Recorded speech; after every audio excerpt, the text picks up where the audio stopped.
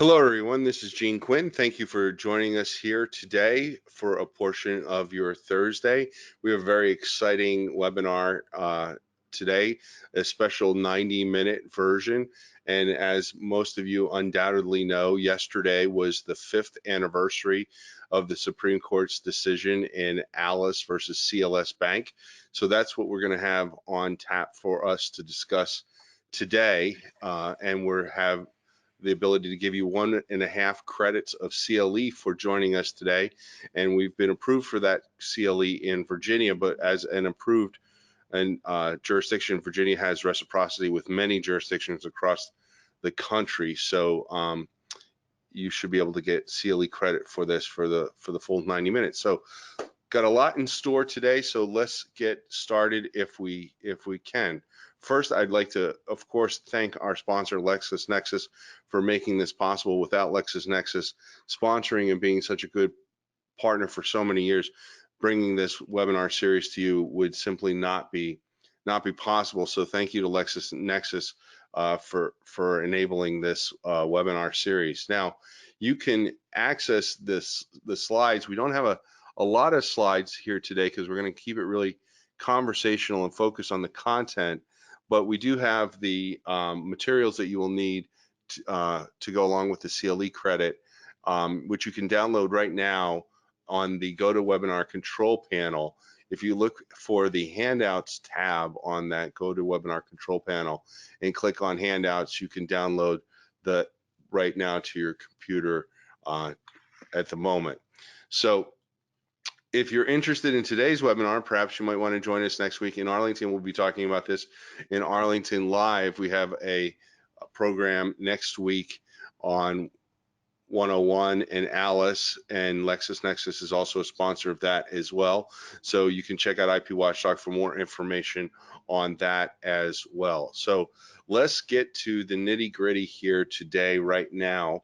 And let me set the table before I bring on our all-star panel of speakers and introduce them to you. So you all know that 5 years ago, the Supreme Court brought to us Alice, and Alice significantly changed the ways that examiners evaluated patent eligibility, computer implemented matter in the United States. And that really is not debatable. We know that that is true simply factually because after Alice was decided, there were a number of cases that examiners had allowed that then were pulled back into examination and reconsidered and then were ultimately rejected. And some of you may wind up remembering that this was a little bit of a controversy because at the time the Patent Office did not have the ability to refund issue fees that had been paid.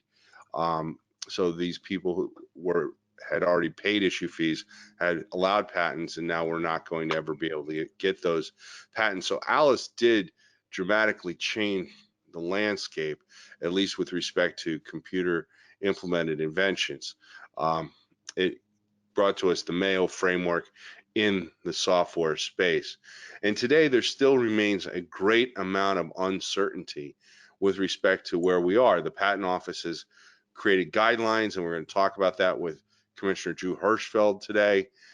We have the Berkheimer guidelines. We have dealing with 2B. We have the 2A guidelines. And now we have questions about whether or not the Federal Circuit is going to follow those guidelines. And if they don't follow those guidelines, what is that ultimately going to be? And Judge Michel and many others are saying that it really needs to be Congress that steps up to the plate and fixes this problem once and for all. And that's sort of where we're at really in a nutshell. So what I would like to do at this point is bring in or introduce our all-star panel here. And I call it an all-star panel because I got lucky. These were the folks that I reached out to, and I wanted them to be a part of this because these are the folks that I talk to one-on-one about with great frequency, and they have a variety of different experiences. So let's start all the way over to the right. You'll know Russ Slifer as the former Deputy Director of the United States Patent and Trademark Office under the Obama administration, and now he's a principal at Schwegman, and you've probably read some of his work on IP Watchdog, hopefully, both writing about the PTAB and more recently writing about 101 and what should be put into software applications. And prior to joining the patent office, you'll recall Russ was chief patent counsel for Micron. Kent Richardson is the managing partner at ROL Group, and he is a business attorney and probably the leading business attorney on the transaction side in Silicon Valley. He does valuations and brokerage, and has I suppose I can say it because you published it on our site. You represented LinkedIn when a number of years ago, Kent, when they were going through their buying of all those patents. So Kent is going to talk to us about the valuation aspects dealing with Alice. And then Meredith Addy is a patent litigator. She has had some success with 101 and some early success. She was one of the few people for a long time that had any success at the Federal Circuit arguing 101 cases. So Meredith is here to join us to talk to us about the plight of the small entity and fighting the battle in litigation. And then finally, Drew Hirschfeld, Commissioner for Patents, is I've known Drew for a number of years, and it's a real honor to have you here with us today, Commissioner. And I think I will take this opportunity to start with you and give you the floor for a minute. If you could, in 60 maybe to 90 seconds, let us know what it is that you think you'd like everybody to have in mind as we approach the top of Alice today. Thank you, Gene. I really appreciate it. Thank you for having me here. I'm very honored and glad to be part of this panel. So in my 60 seconds or so, I'd like people to think about that Alice, since June 2014, has certainly represented a change. And I'd like people to step back in the big picture and think about whenever you have a change, you have a time of a little more confusion, and disarray, and as time marches on, you hope to smooth that out and get to a better place. And I do believe that that type of situation has occurred here. I think that we've started off, I think there was a lot of confusion, a lot of challenges with consistency, and I think we're in a much better place now than we were a year ago, than 2 years ago, than 3 years ago, et cetera. So I think it's a continued process, and I think we're improving how we are all evaluating subject matter eligibility. Okay, well, thank you, Commissioner. And going left to right, Meredith, what do you want people to keep in mind as we have this conversation starting? Gene, what I see, I still see a lot of carnage of hard-fought inventions, and I hope that the prosecutors recognize that to the extent you can beef this up for 101 through the patent office, but even afterwards, because I have clients that they don't even want to litigate on patents that we thought were really good when they got them.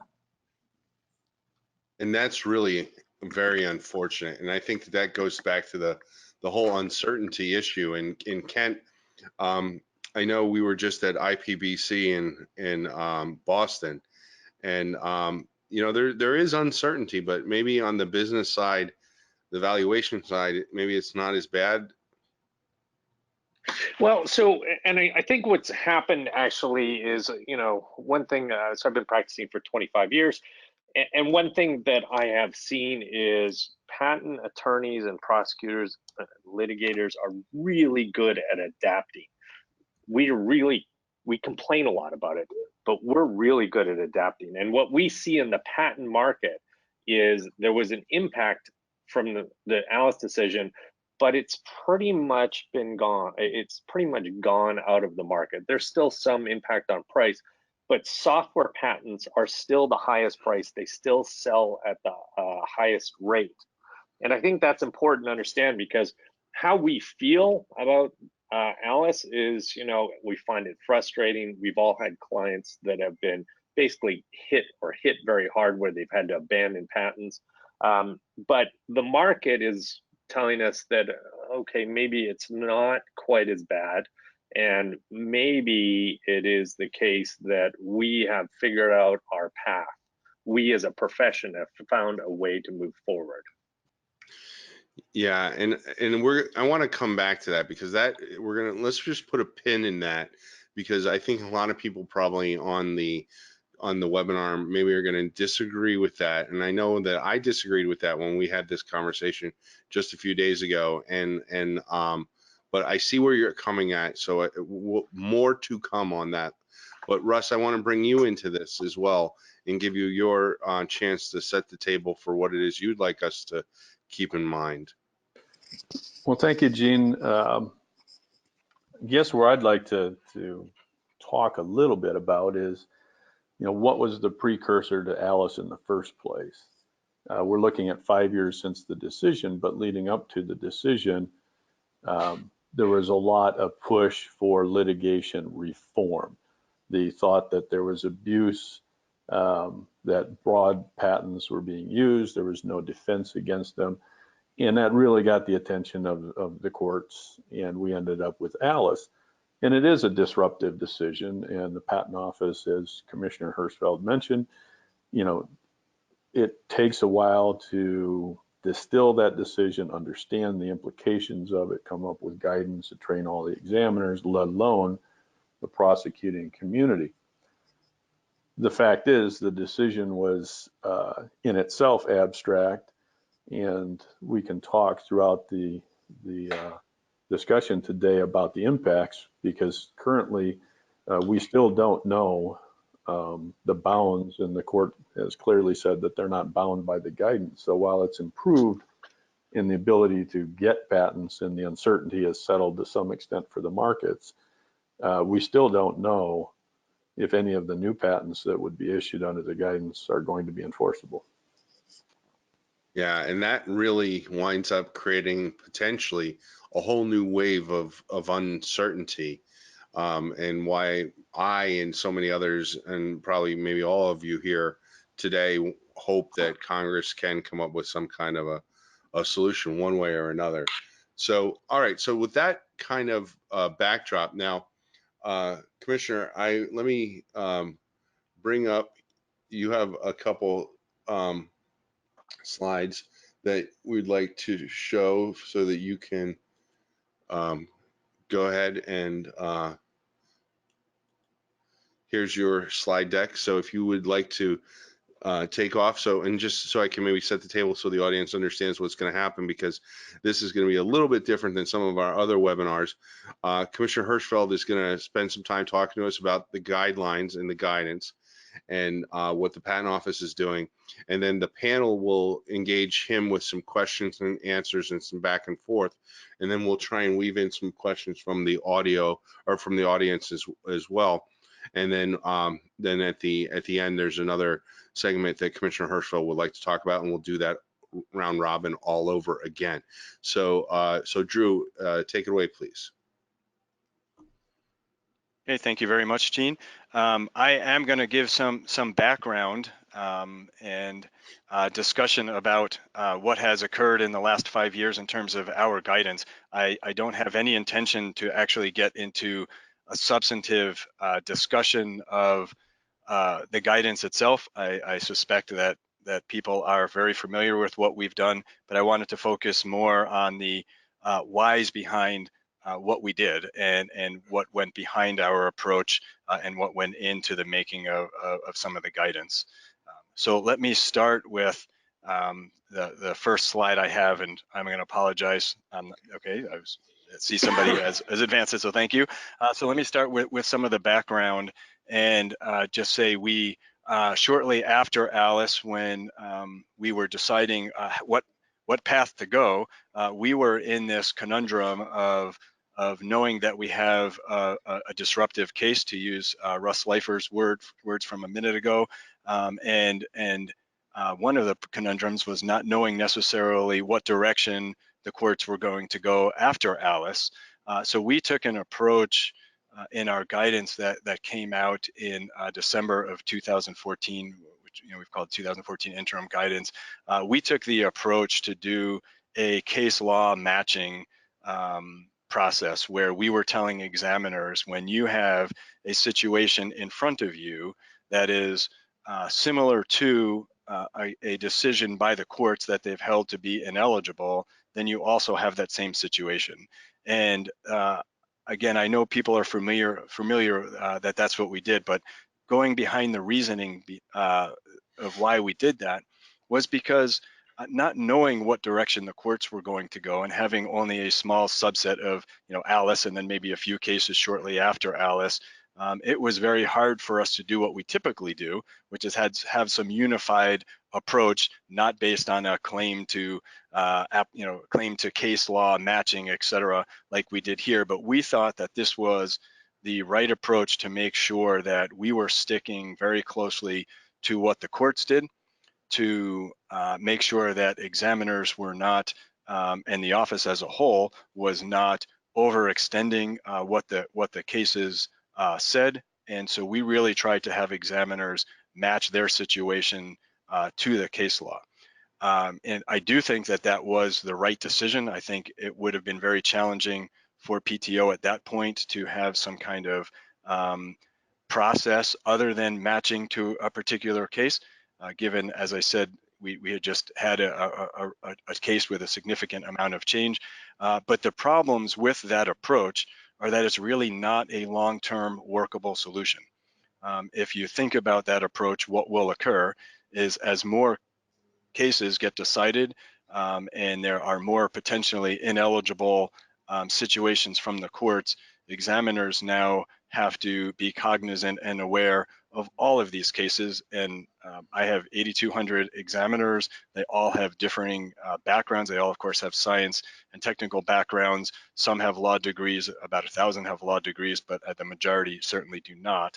And so you now get into a situation where rather than having to know a handful of cases to do this matching, you now have to compare to, say, 50 cases or 60 cases, and it was going to continue to grow.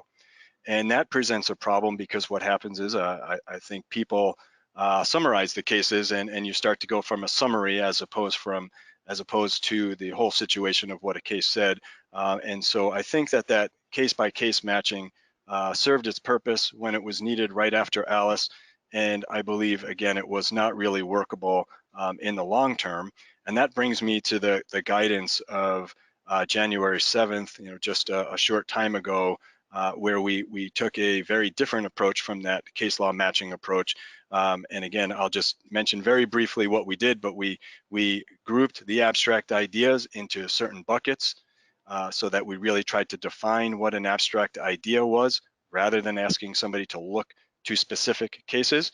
So we took the principles from the case law, put them into groupings, tried to synthesize this all into something that was easier to follow for everybody involved. We grouped those, and then we created a two-prong test.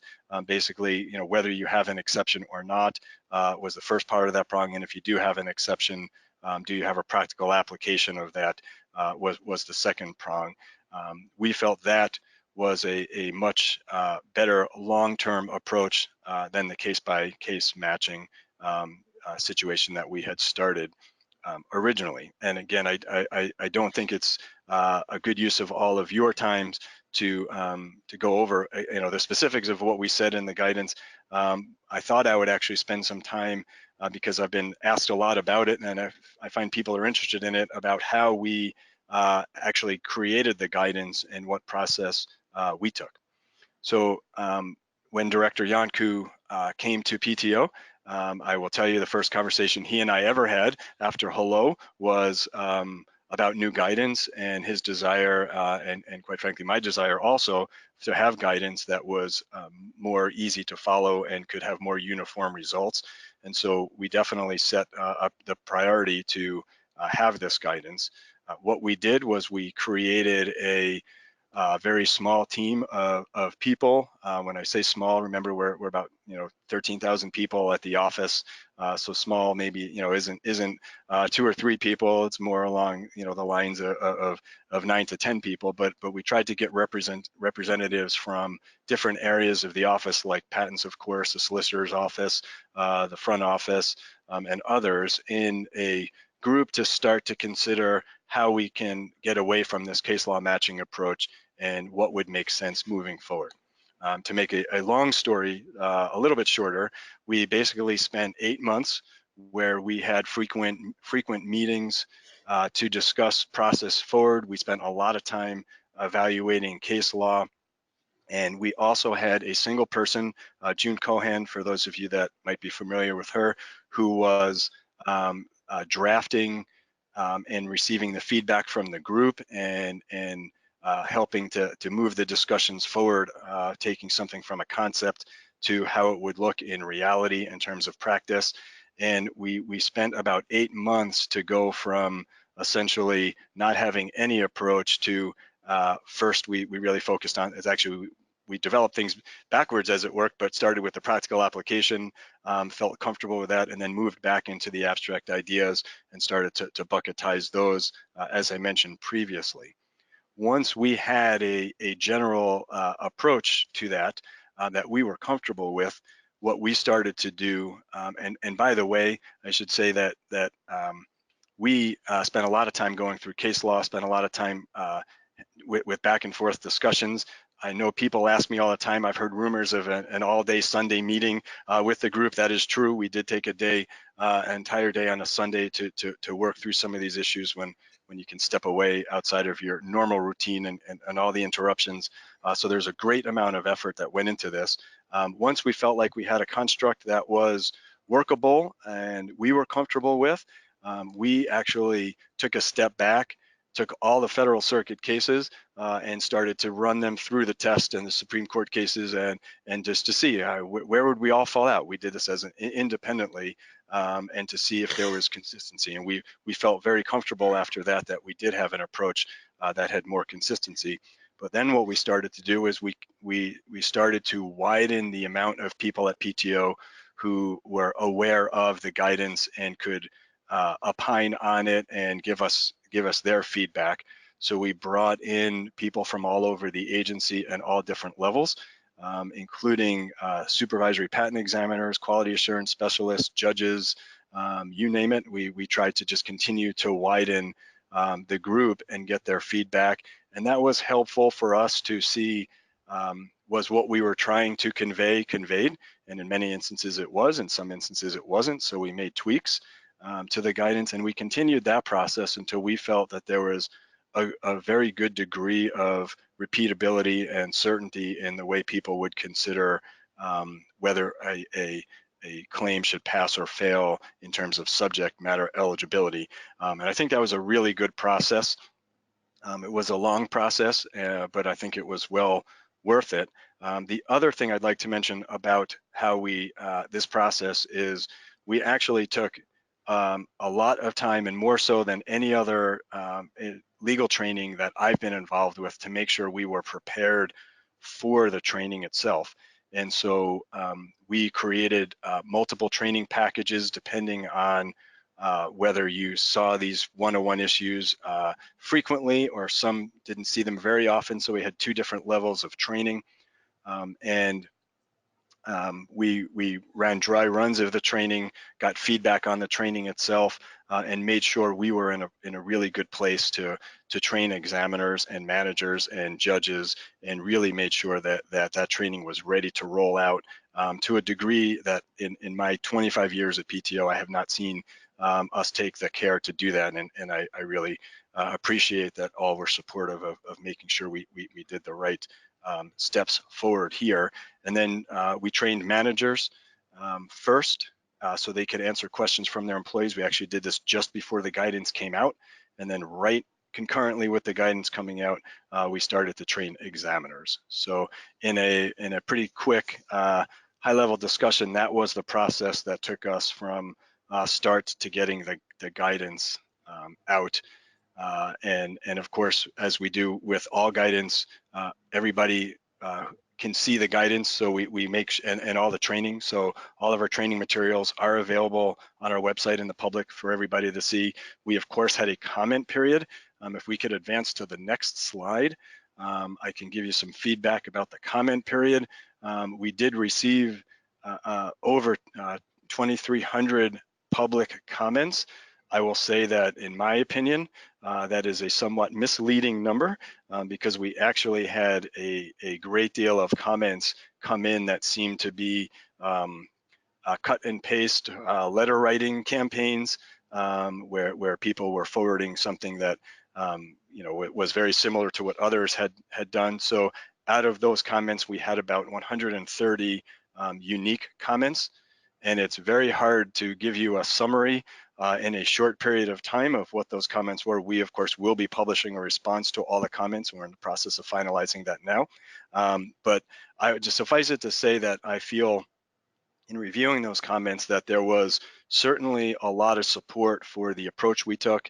And you know, people liked the defining of abstract ideas. They liked the two-step approach that we had as well. And there were, of course, many discussions about should you make changes here or there.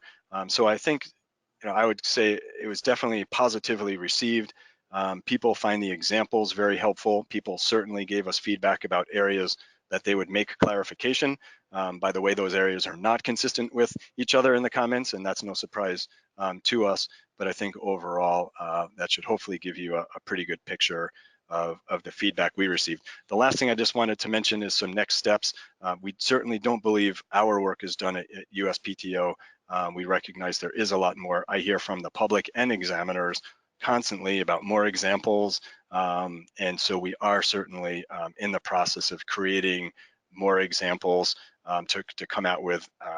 I think people find, and I'm saying both examiners and attorneys and agents find the examples to be very helpful. And so we will continue to come out with additional examples. We're working on defining, say, what is a you know, mathematical equation, and things like, we got a lot of feedback about needing more examples in life sciences, et cetera. I know it's not necessarily an Alice issue, but suffice it to say, I think there's more we will be doing in the coming months, and quite frankly, as you know, something we'll continue for as long as we need to. So that, in a nutshell, is what I had planned to discuss right at the beginning here. Okay, well, great. Thank you very much, Drew. So now what I'd like to do is go back to the panel, and Russ, maybe we can start with you, and then Kent and Meredith, I'd like to go down the line. Is there any questions that you have that you'd like to ask Drew, or any conversation that you would like to start, or topic you'd like to discuss? Well, thank you. The only, I guess, no, I don't have any direct questions for Drew. I mean, Drew and I worked together for a couple of years, and we're dealing with these issues. And our initial approach at the PTO was, as Drew said, to, you know, follow the cases, the disruption that Alice and the cases from the Federal Circuit made it difficult to distill those decisions down into, I guess, a digestible guidelines for examiners. And I commend the director Yanku and Drew on coming out with the recent guidelines. I think it was a very thoughtful, open process to try to take these decisions and, you know, distill them into something we can work with. We'll talk a little bit more about, you know, the difficulty of an agency trying, I guess, to lead when the courts and Congress are really responsible for leading, and the agency is responsible for following the law, but the law is very uncertain still in this area. So no questions, just compliments to Commissioner and the Director for taking this task on and leading in it. Yeah, I mean, that is one thing that we probably do need to talk about at some point in time here is you know, it seems like the patent office just took the bull by the horns because somebody had to do it, you know, and nobody was really wanting to do it. And that was really an enormously frustrating part of the problem over the last 5 years. But we can circle back to that in a minute here. Kent, do you have any questions or comments for Drew? Well, to further Russ's point, I mean, congratulations on a massive cat herding exercise successfully executed, because I feel the pain of trying to get done what you were trying to get done. And I remember the guidelines being issued back around 92 and 95 and how difficult it is to adapt. I guess my question would be, ultimately, how did some of the how did people change their applications in objectively measurable ways? And do you see today, for example, differences in the way people are, the length of the spec, have you done any kind of semantic analysis on specs comparing before and after? I mean, has the office been able to do anything to sort of evaluate what people have done to adapt?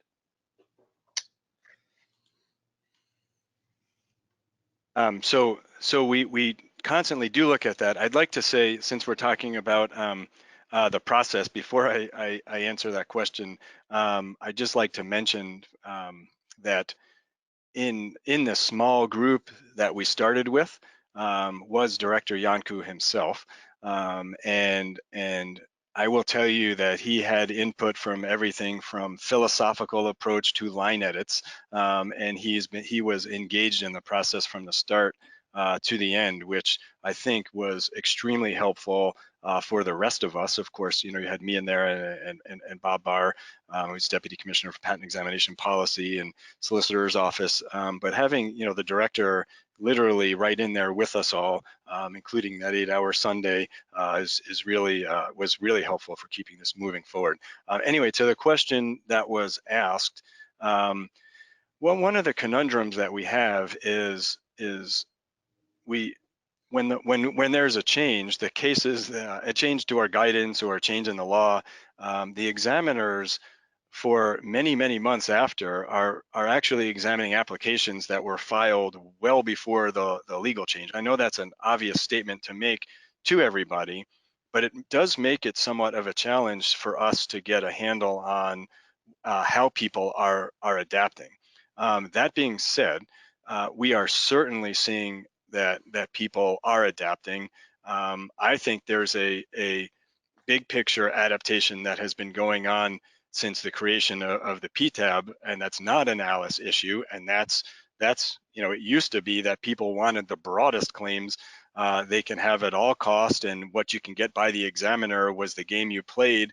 And I heard people say that on panels. I'm not suggesting everybody did that, but I know I've talked to a lot of people and they'd say that was the way we approach this. But I think as it's gotten easier to challenge patents, and there's been maybe even more press about the challenges of patents, we've actually seen a transition to people wanting to have more clear prosecution, more clear records, and to not just at all costs get the broadest claim that actually may end up failing at some point as not being valid. So that was a bigger picture change, but absolutely responsive to the guidance. We are seeing changes, and I know I get this feedback a lot from examiners. Something like how do you show a practical application, or how do you show that you're improving a computer, for example. We have people specifications being filed that I believe are more detailed and more focused on those factors which we say will weigh towards eligibility than we previously had them do. So there certainly is a significant change. So Mimi, do you have any questions? Again, I share kudos to the PTO. From my perspective, it's amazing that the PTO has been able to set forth some cogent guidelines in light of this this decision, especially when, I think at this point we see Congress coming on board a little bit, but we all know that's very hard to get their attention, and then we don't know what we get after we get their attention many times. And the district court, of course, is adrift because the Federal Circuit is disappointingly bipolar, I think, in this issue. And so to at least have the PTO come in and take a leadership role in this when it was, I think, unexpected, has been impressive and really at least gotten the inventing community to change the way it needed to change, I think sooner than would have otherwise happened if we'd waited for at least the Federal Circuit to start coming down with some precedent that we could apply in a uniform manner. That said, I think you're right about the desire to have maybe a more fleshed out patent than one that sailed through. And I look back 25 years when I was taught to prosecute, it was, let's get the broadest thing we can get, and absolutely no prosecution history is the best thing going. But now I would be very skeptical of such a patent. I certainly would be very skeptical to put it into litigation. So I think that is a positive. I think we're getting better patents, and I think one silver lining to all this is, and I think we're still changing in this way, but it's walking back many steps that the commoditization of prosecution had done, because I don't know that you can draft a patent that will survive today's rigors under the severe commoditization we've been dealing with. So thank you for that. I think in the end, we're going to come out stronger, and I recognize it's been a really rocky road. Thank you. So, Drew, we have a couple questions here that are kind of kicking around an area that I want to touch on based on what you were just talking about. And one of them is just simply says, how are examiners being trained, incentivized, and reviewed to encourage following the guidelines? And is quality review involved? And then another one, very similar, comes from a former examiner who's now in practice and says that he continues to see broad stroke, non-specific 101 rejections that seem to give a nod to the new guidance. And his question is what is the PTO doing to encourage examiners to update the 101 rejections to fully consider the claim as a whole? So I think those are sort of the same kind of target area. Is what is really being done by the office to kind of move examiners along, to get them to play with the new guidance the way that you folks on the 10th floor really want examiners to be doing? Thanks, Gene, for the questions. So I did mention some of our initial training, and I'd also just like to say I definitely look at my role that as job one. Most important is to make sure examiners are trained, and I think that's quite frankly easier to say than it is to do. I know when we have guidance come out, we all hope that everybody can change on a dime. It certainly doesn't work that way with 8,000 plus examiners. It is a big ship to steer, and people come on board, at different rates. It's just a reality. We try to get everybody on board as soon as we do something, and we try to train as fast as we can. But the reality of the situation is training 8,000 people takes time. People see these issues to a differing level, et cetera. But to be more specific about the question, examiners are trained in a variety of ways. What we did here was the two levels of initial training that I mentioned previously. So if you were in a art unit that was not implicated, is not implicated with 101 issues, you got the higher level training. If you are in an area that was implicated by these issues, then you got the more detailed training. What we also did was follow-on training, and what we like to call either workshops or quality enhancement meetings, where say a quality assurance specialist or a point of contact on subject matter eligibility can get together in a very small group setting with, say, an art unit or a group of people doing similar applications, and really just have conversations about the cases that they see in front of them and what are the issues that arise. And what we find is the examiners love those conversations because it makes it more tangible for them than, say, broader training that's going to go to thousands of people examiners, not surprisingly, we all would like this, but not surprisingly, really like when they can have something in front of them that they can relate to. So giving them a setting that they can really talk about the specific issues related to their applications, it has been extremely helpful. And then we have an entire monitoring process. I know quality review was mentioned in the question, but every junior examiner has a primary examiner, whether it's a supervisory examiner or somebody else, review their work. So that is probably the way most of the work at PTO gets reviewed, quite frankly, even though we have a quality review, because that's literally the day-to-day for thousands of employees, and that is really helpful. So we make sure that our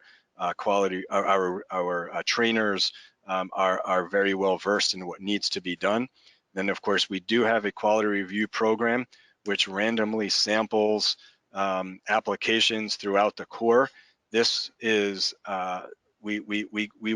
you can't really drill down and say, okay, we're going to get 10 or 12 applications from an examiner, but it is sufficient to get some kind of understanding at, say, a work group level of whether there's particular training that needs to be done. So the quality review certainly is a very helpful process where we randomly pull cases, and they're checking for everything, not only 101, but of course all the other statutes as well.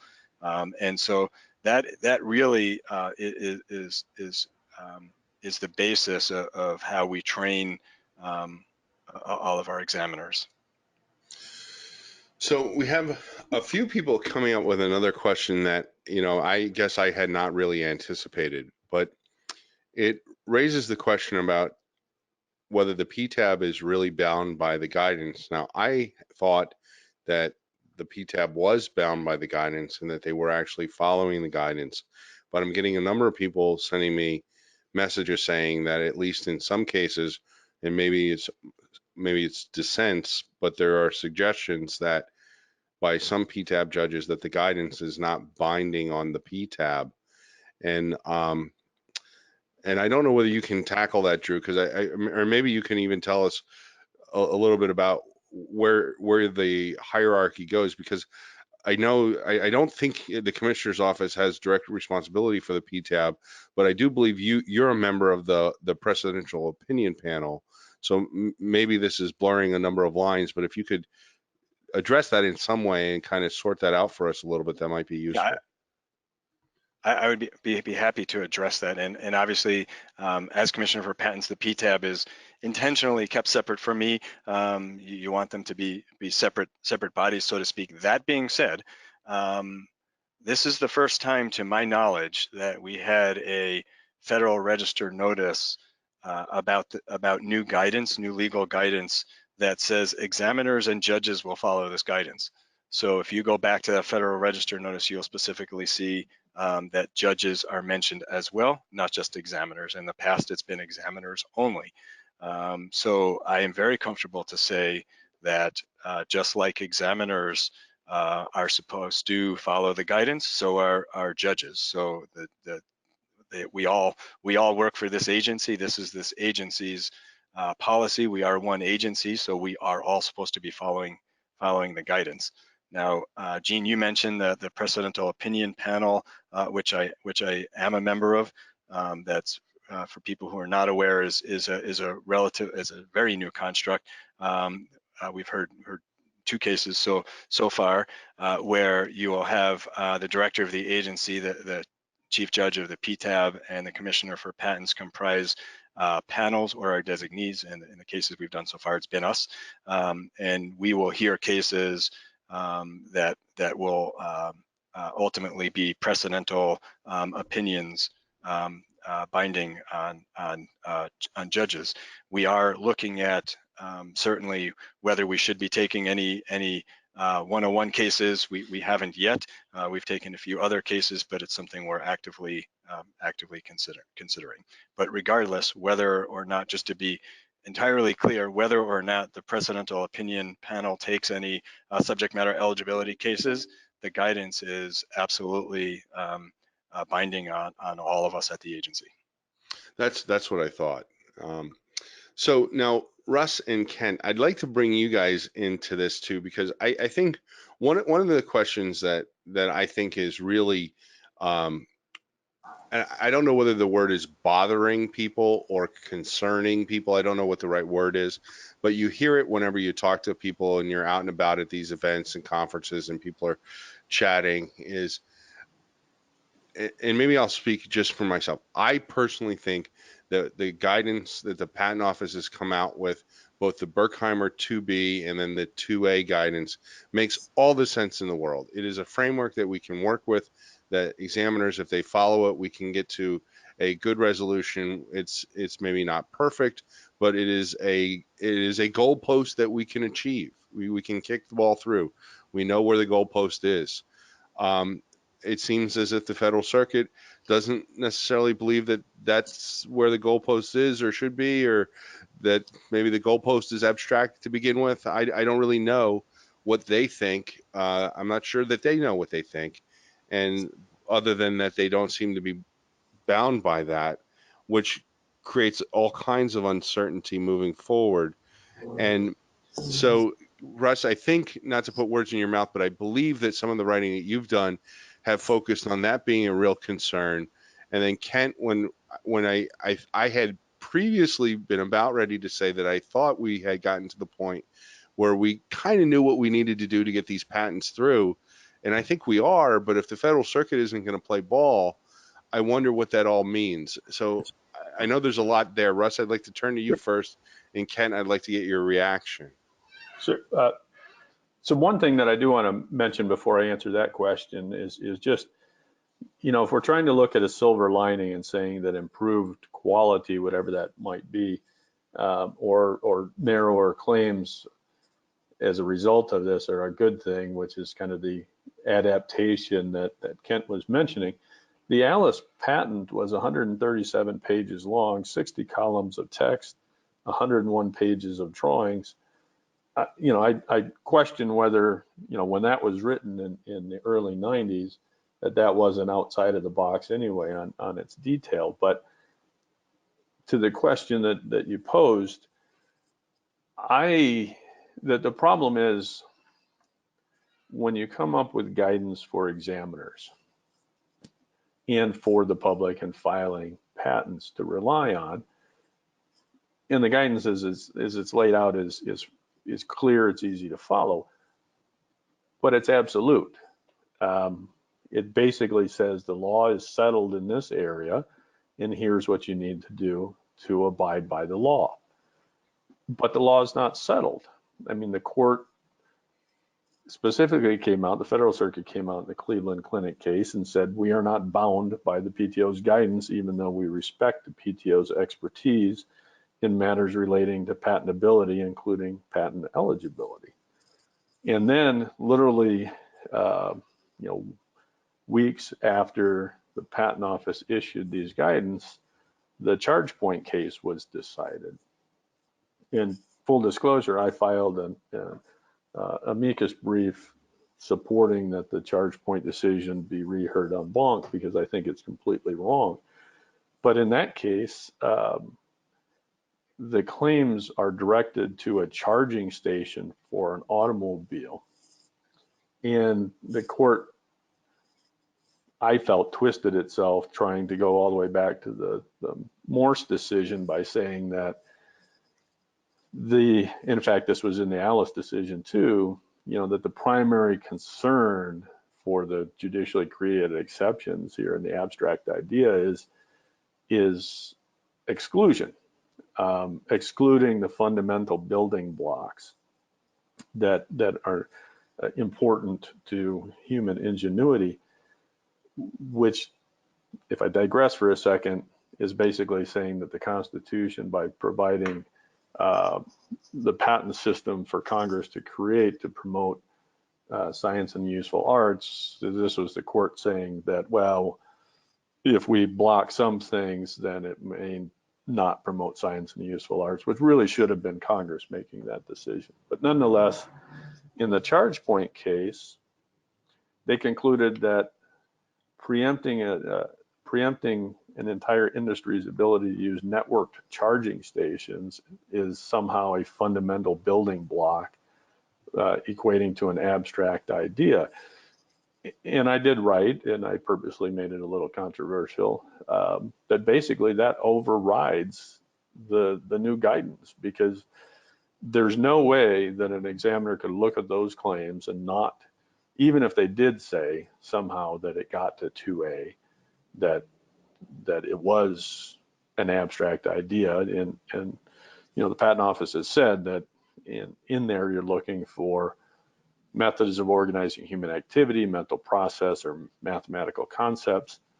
So I'm not sure communicating, having a charging station that has a network communication fits into that. But even if you don't agree with that, it certainly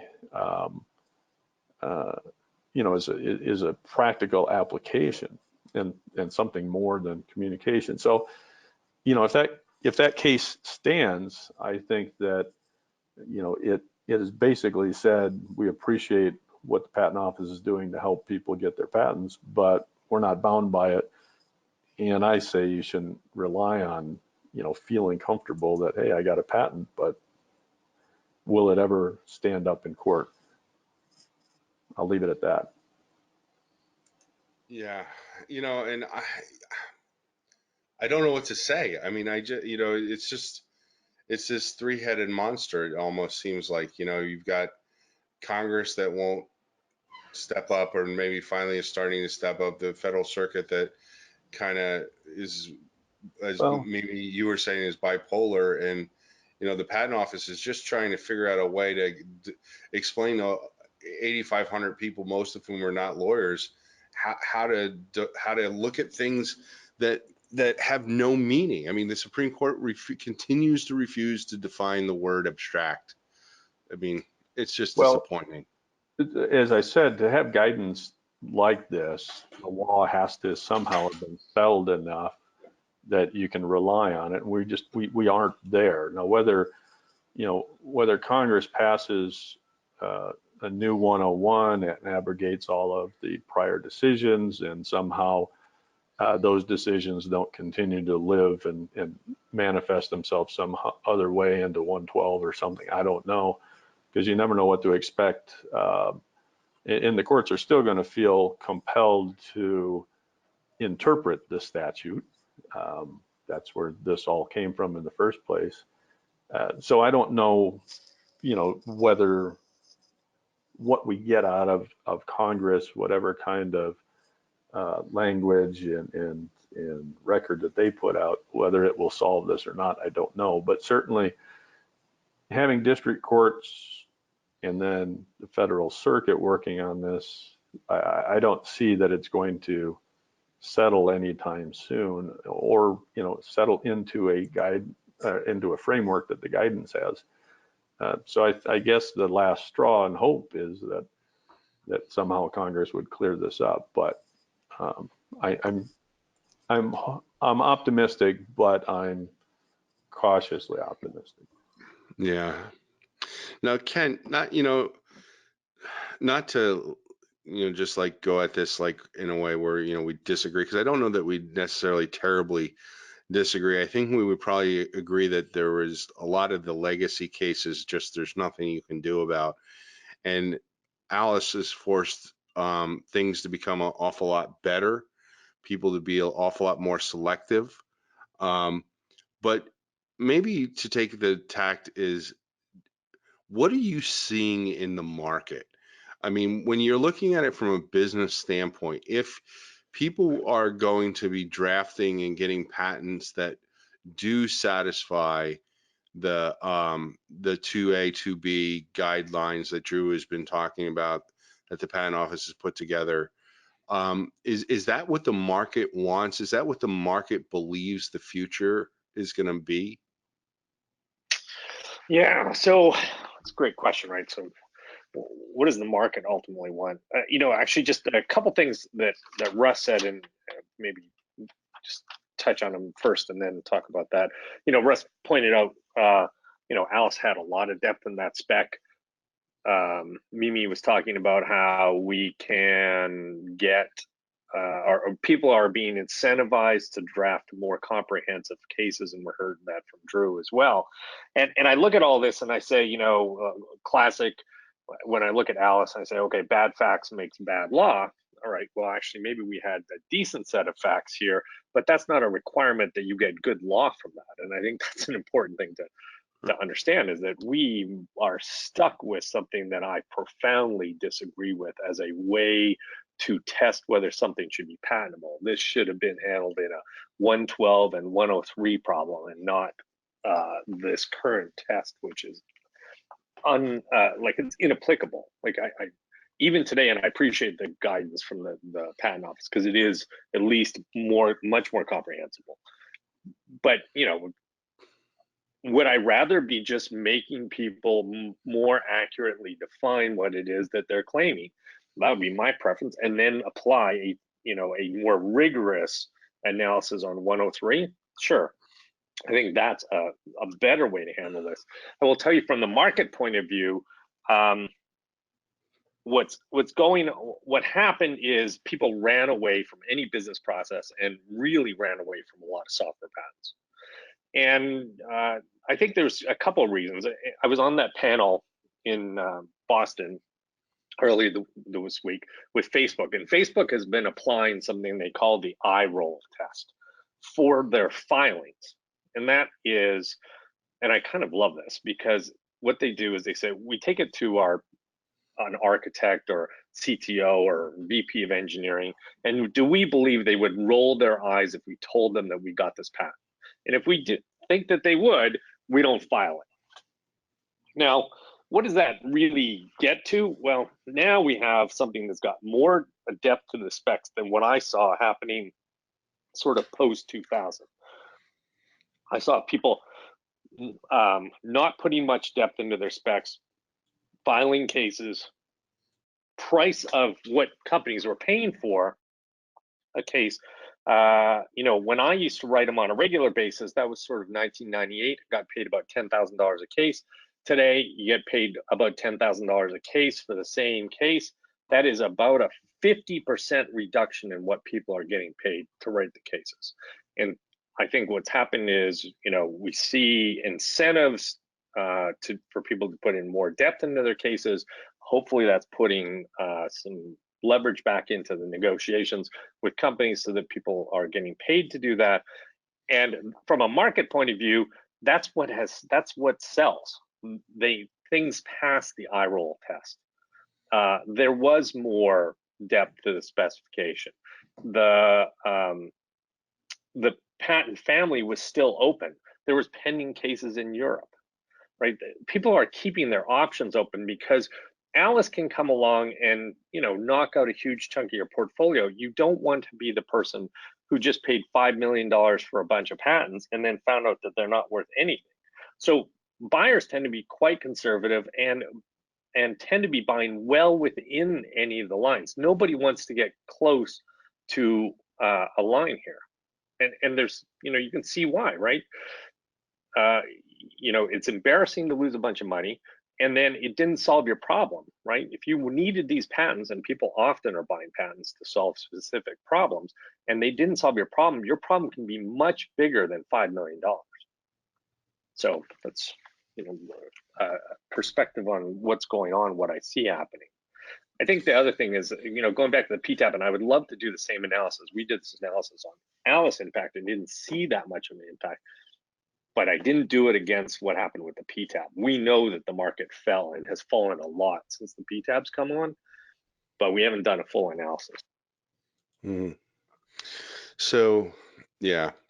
Now, Mimi, I'd like to bring you into this too, because one of the things that we've talked about a number of times over the years is what it is that you as a litigator have to unfortunately tell patent owners by the time that you see them as a litigator.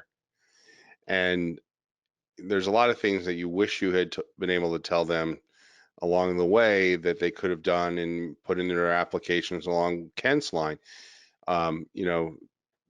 A more robust application, etc. But if people are only paying 10 grand back 20 years ago. They're still only paying 10 grand today. You know, I don't know what we can do. I mean, and Drew, I would like to get you to comment on this, and maybe going back and forth with Mimi on this, because it seems to me that,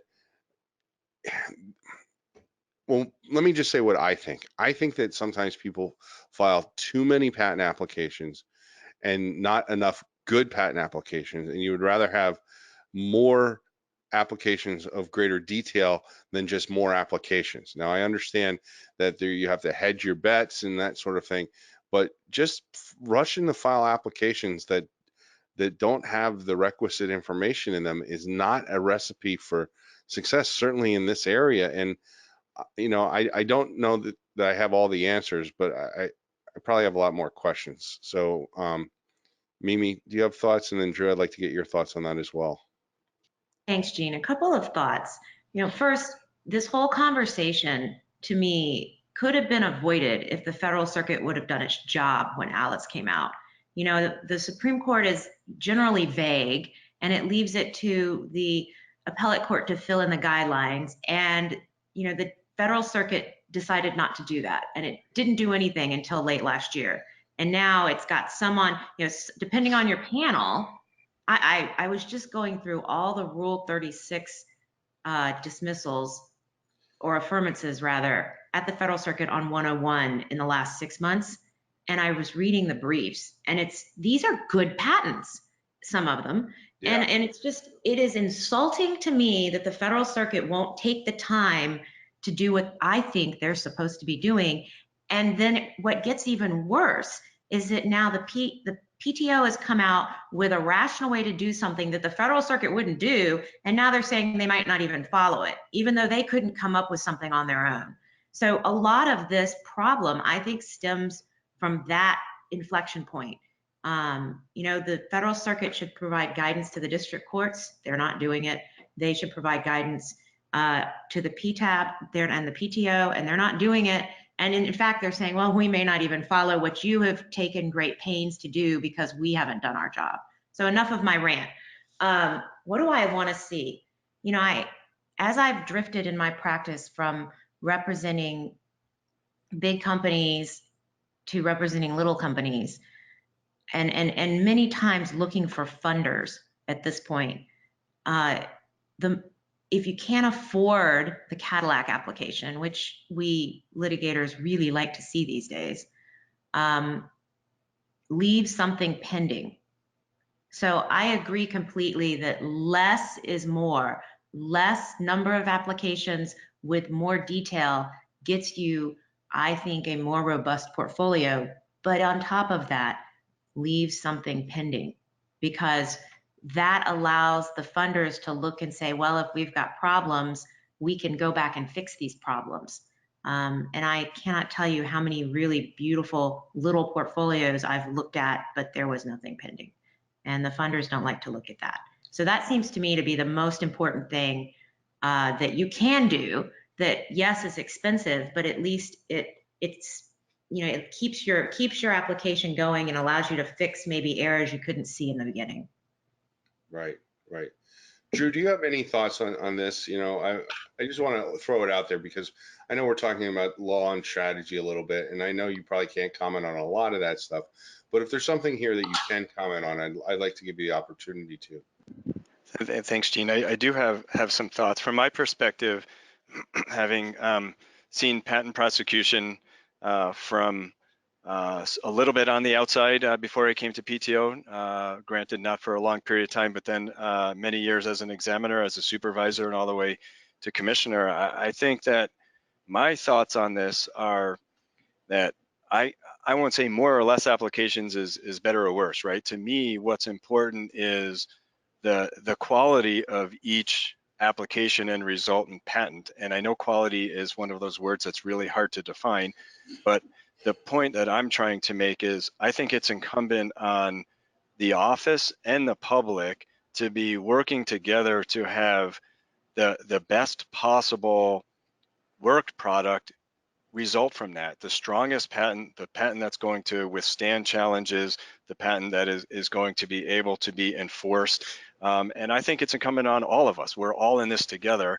I've seen over the years a lot of the I don't want to say, gamesmanship might be too strong, but a lot of the, lack of teamwork between the office and the outside. And I really think we need to change that entire narrative to the examiner and the practitioners need to be recognizing that we are all in this together and we have the same goal, and that's to make sure that we're issuing patents to people that they deserve and that will withstand challenges.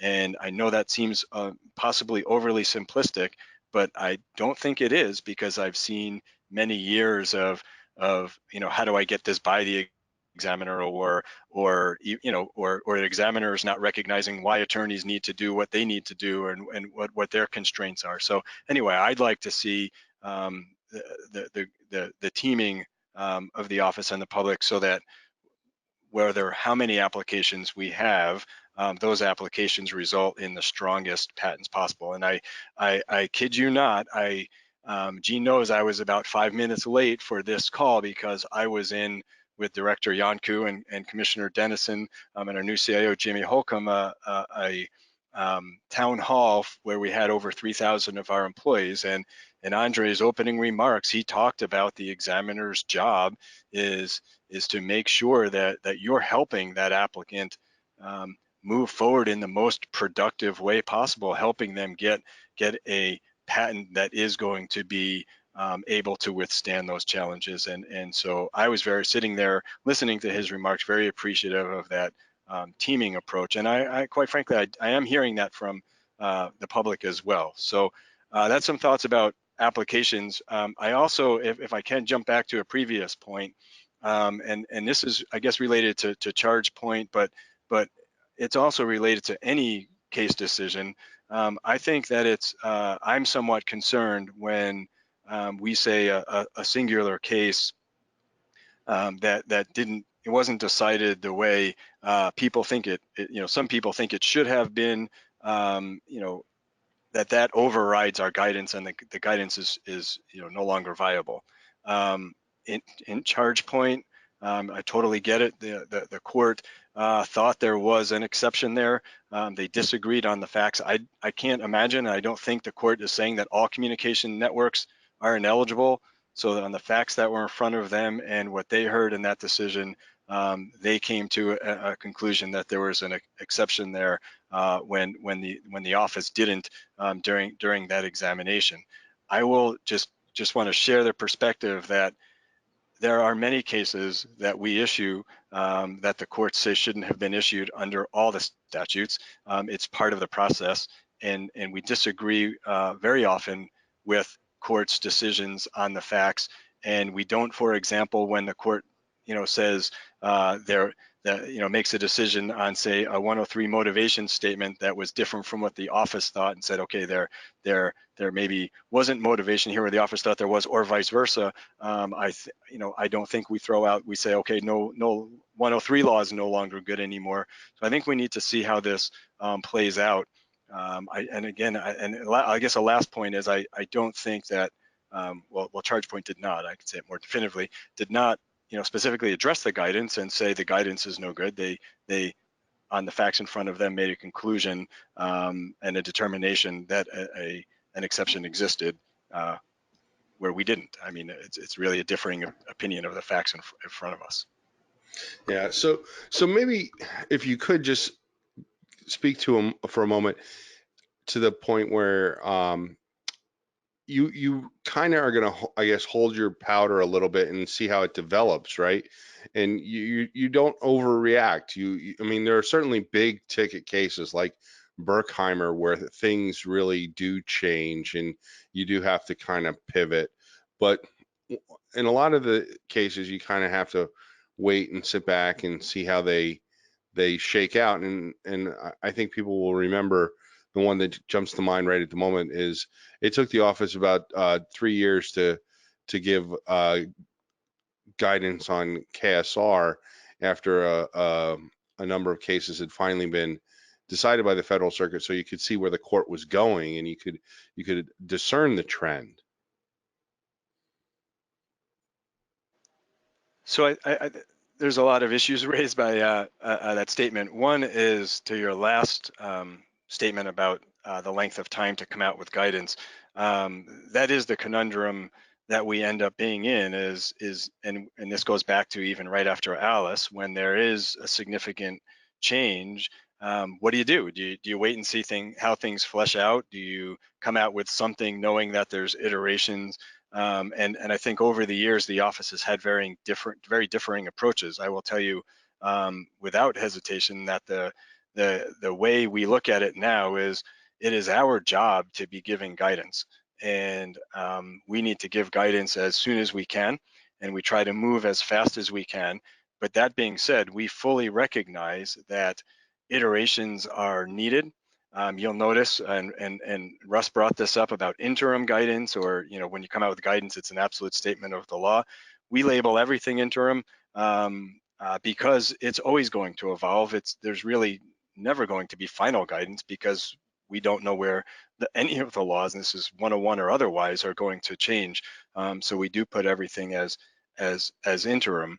But I think the point I'm trying to make is our approach is to come out with guidance as quickly as we can, recognizing that as case law develops or as we get input from the public or input from examiners, that there may be and likely will be iterations and changes to that guidance.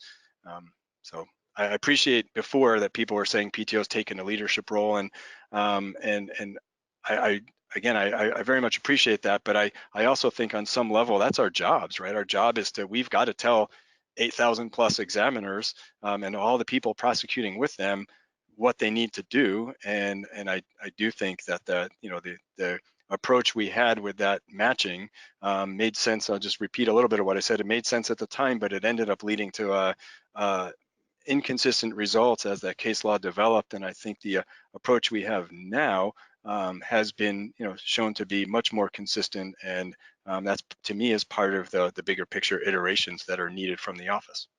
Yeah, and let me defend the PTO there a little bit, Drew. I don't think it was you guys that were engaging in the matching. I mean, I think you guys were.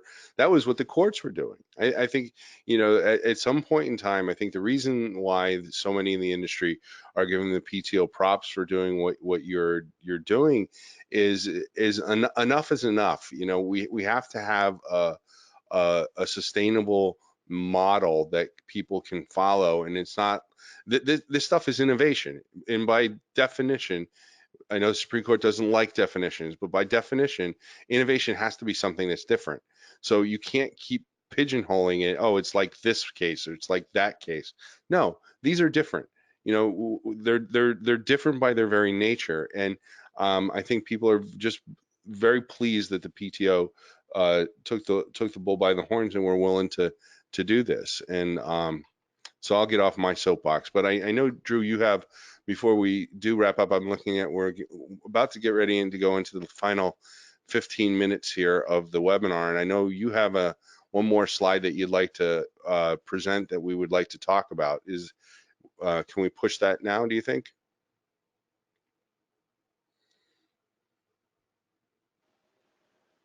I'm sorry, I'm not sure if that was a question for me. I'm more than happy to talk about the stats that I gave you. I just would need somebody. Yep, there we go. Advance the slides. Thank you. I thought it would be helpful, since this is a look back at Alice and the changes over the last 5 years or so, to create some statistical snapshot about rejection rates. And so I purposely don't have allowance rates because there's so much more that goes into allowances than just 101, of course, but I wanted to say, let's take a look at just rejection rates of non-finals and finals based on subject matter eligibility. So 101 rejection rates. And I tried to give a snapshot that was before our interim guidance of 2014. And I'm not keying off of the case law here, of course, because the examining corps should be responding to our guidance, not the case law. So I have the first row you'll see is the pre-interim guidance We put the fiscal years down in parentheses under it. Then after our interim guidance, and then the last row is after the recent January guidance, which of course changed the way we go forward. So if I go to the blue column, which is the core level look at this, you can see that before our first guidance after Alice came out, we were about 12% of the applications overall had a subject matter eligibility rejection in them. I totally recognize that that's a core level and it's going to be very dependent on where you practice, but nonetheless, I wanted to give you snapshots of a variety of areas. So at the core level, we were about 12% before our guidance. After the guidance, so shortly after Alice, when we came out with the guidance, subsequent to that time, we did increase at the core level to about 17% of the non-finals and finals had a 101 rejection in them. And then now core-wide, we are back to about the 12% after the January guidance. So in the last, say, 5 months or so, we're back to about the 12% at the core level. If you look at business methods alone, this is again a whole snapshot of the business methods, and I will preface this entire conversation that looking at numbers at this high level is always a little bit dangerous and misleading because there's so many factors that weigh in, but nonetheless, they're somewhat interesting numbers, so I thought I would share them. But again, prior to the first guidance after Alice, we were at 39%. Then we did go up to 75% of the cases after our interim guidance had a 101 rejection in it, and now in the most recent months after our guidance, we are at the 59%. So unlike at the core level where there was an aggregate maybe return to where we were prior to the first guidance, we're somewhere in the middle of where we were before and after that interim guidance. Then I picked an area that I thought would be representative of a more higher tech area, so artificial intelligence, and the rejection rate was at 32% before the guidance. It went up to 54 after the guidance, although this is one of those situations where the statistics are somewhat misleading. After that interim guidance, it actually went significantly higher than the 54%. That 54% represents an average over that time period from fiscal year 15 quarter 2 to fiscal year 19. It actually went significantly higher than that at times. Most of that was not related to Alice and was more on the electric power case that came out is what I believe occurred. But nonetheless, if you take the average at 54 and then now at a lower level at 35% post the guidance. When I look at this, as a whole and try to see what these numbers mean, I will tell you that this is very consistent with what I personally expected to happen with the January guidance, where again, I will give you my position that I think there's much more consistent, repeatable, and accurate determinations of eligibility. I think for a variety of reasons, including our response to electric power, for example, there were areas where we over-rejected and got those back to what we shouldn't have, and artificial intelligence is a good example of that. I think we can all recognize that that is technology that we should be issuing patents, and so a return to the rate that we were of many years ago made sense to me. In business methods, we were somewhere in the middle, and that made sense also. I did not expect the 2019 guidance to be a wholesale change in the business method area, particularly since so much of the case law was directly related to business methods. That being said, I do think that there was a change in many areas that was needed of business methods. I think you're seeing that. That's why we're somewhere between the middle. And then if I work backwards to the core level, the point that's most interesting here is that I know I hear from people, this is all we do in 101. 101 is everything. And I get that if you're in business methods, you're seeing a lot of 101s and you're having a lot of discussions with the examiners on 101. But the really interesting point is that only about 12%, and even at the highest ranging to 17% of the applications even have a 101 in them to begin with. So I think the number, people are surprised to hear that. People think it's 80, 90% of our cases. It is really, it's right now, it's at 12%. And again, that depends on, I understand that depends on the technology. The last point I'd like to make on the slide is that I included the statement directly under the chart that for the core as a whole, approximately 1% of non-finals and finals contain only a 101, is because I consistently hear from people that they're getting many applications that just have a 101 and nothing else. I'm not hearing that as much as I used to, quite frankly, but I do get that feedback a lot. And applications as a whole, now again, it's going to be higher where there's more 101 rejection, so it is higher in an area like business methods than say artificial intelligence, but overall that is not happening to the levels with which I think many people believe they're getting 101s and 101s only. I think one of the points of this is that the other statutes are carrying the weight very often for patentability determinations rather than just 101. Okay, Russ, when you look at these, I know that's a lot. Yeah, no, it is. It's a lot to digest. That's why I was going to turn to Russ here first, because I know, Russ, when you were at the office, you probably had a lot of opportunity to look at these kind of rejection numbers and evaluate. When you look at this, what are your thoughts? Well, my initial thought is, that's what the guidance was intended to do. And certainly I heard anecdotal comments when I was at the PTO, whether the examiners followed the guidance or not.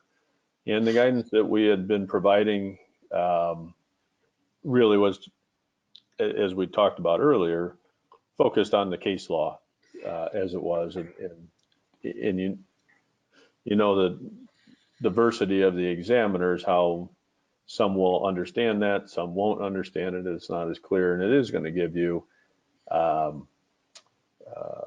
numbers. I think that I'm not surprised to see these numbers either.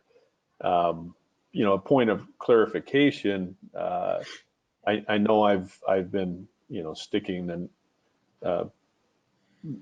needle in the eye a little bit when I say that ChargePoint and the Federal Circuit are dismissing or overruling, and I know they didn't specifically say it, even though ChargePoint was authored by Chief Judge Prost. What I'm complimenting the Patent Office on is basically trying to distill what Alice and the Supreme Court cases mean.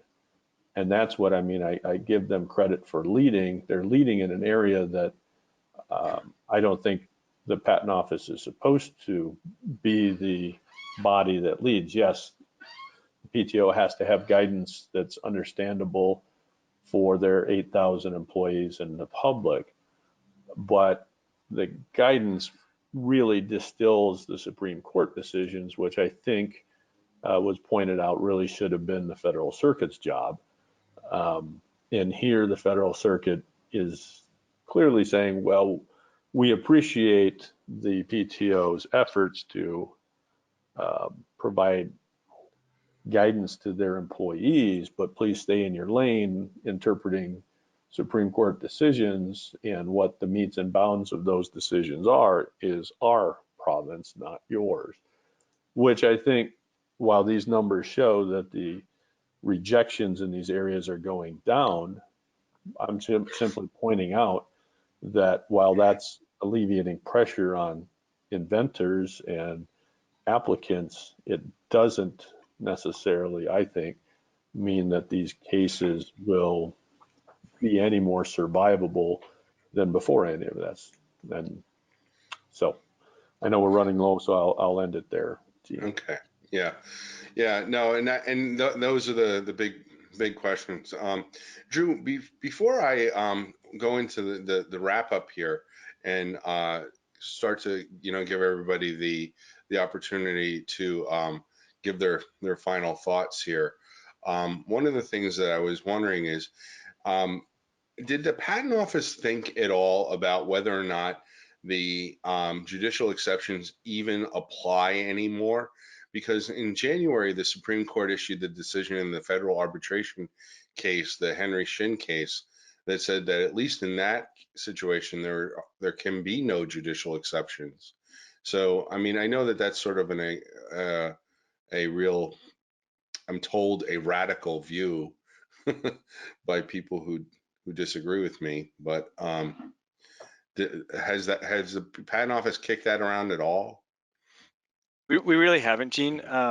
You know, when I go back to the time that we were discussing the next steps, you know, as I said, when Director Yanku first got to the office and we were considering how we should proceed, we had a lot of ideas, a lot of thoughts of how to synthesize the cases together, but I don't recall any conversations about that the judicial exceptions don't even apply. Okay, We that's felt fair. that the cases were clear on that point. Yeah, and then the last question we have from somebody, I think it's a does the USPTO have a plan for if Section 101 were to be revised by Congress? I mean, I suppose you guys are watching that, and I don't know how closely you're watching it, and I know it's some time away, but if you have anything that you would care to say about that.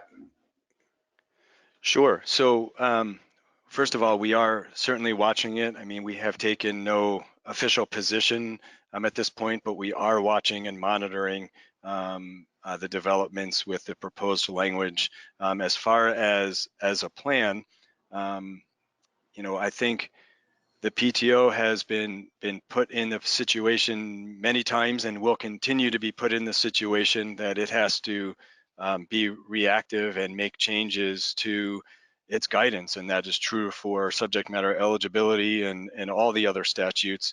And I can't say that we have a plan based on particular language that is being discussed at this point, but in the bigger picture, should there be a point in time where statutes are changed and we need to change, I think our plan would be consistent with what we've been doing of you know, many recent years, you know, last at least 8 to 10 years or so, of making sure that we're issuing guidance as soon as we can to examiners, and making sure that that guidance has a public comment period where we can hear feedback and make sure we continue to iterate. And I know that's a very high level, but that is our plan.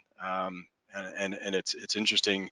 I think, Gene, you raised before times where it was felt we didn't get guidance out quickly, and we recognize and talk very often that when there is a change, we need to have a quick strike because we need to give people guidance. We can't have people in no man's land.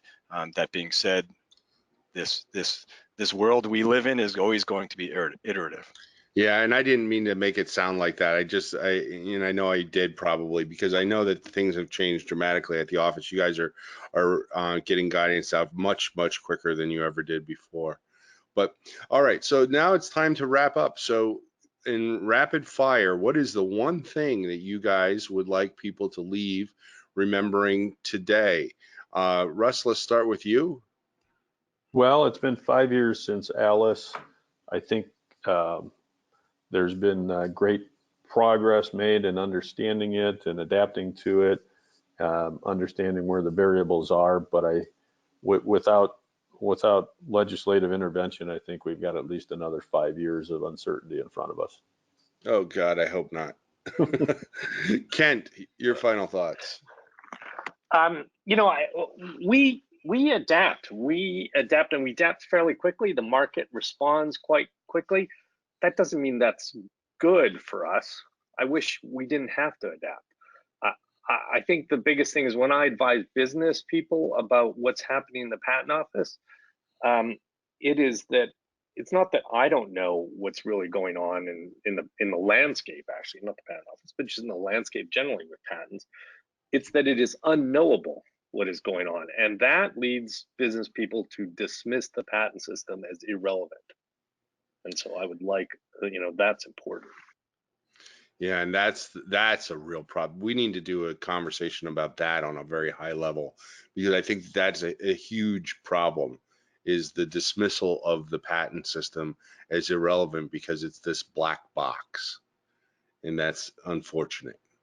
Thanks, Kent. Mimi.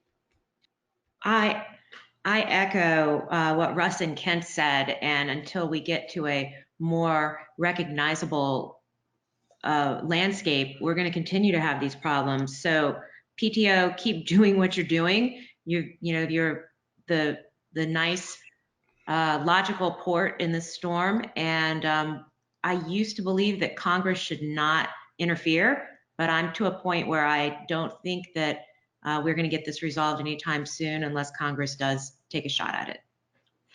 Yeah, that's probably the case because it seems like the PTO wants to do something and the courts are giving them the Heisman. So Congress is going to have to come to the rescue. God help me for saying that. Drew, Drew, a final word to you. Sure. So one thing that is very clear to me is we in this patent system, and that's within the PTO and external to the PTO, have extremely passionate and dedicated people. And I think people who recognize the importance of the patent system. I think we all need to continue to recognize we're all in this together, and we need to continue to make improvement. I personally believe that our January guidance represents a much more balanced approach than we've had in the past, and as part of that, and I appreciate all the input and feedback that many of the practitioners have been giving to myself and Director Yanku and others at the PTO about how to move forward in the most effective way, and together we can solve all these great problems. Well, thank you very much. I really appreciate you all for being here, and I thank you all in the audience for spending the last 90 minutes with us. And thank you so much for LexisNexis for making this possible. This is something I've really wanted to do for a while, and without a partner like LexisNexis, it's just as impossible to do this. And I would encourage all of you, if you're interested in these kind of deep dive statistics, take a look at Patent Advisor. They've got all kinds of statistics in there about examiners and art units and rejections and appeals, and if you are a stats geek and you want to weave that into your daily patent prosecution, which I think increasingly we all need to do that in order so that we're dealing with not just the anecdotes but the facts, so that we really know what we're talking about, what's really going on. LexisNexis has just got a great tool, so please give it a look, take a free test drive, and you can contact them. And thank you, everyone, and we hope to see you again, and enjoy the rest of your day and the rest of your week, and we'll talk to you soon. Bye for now. Thank you, Gene. Thank you, Gene. Thanks, Gene.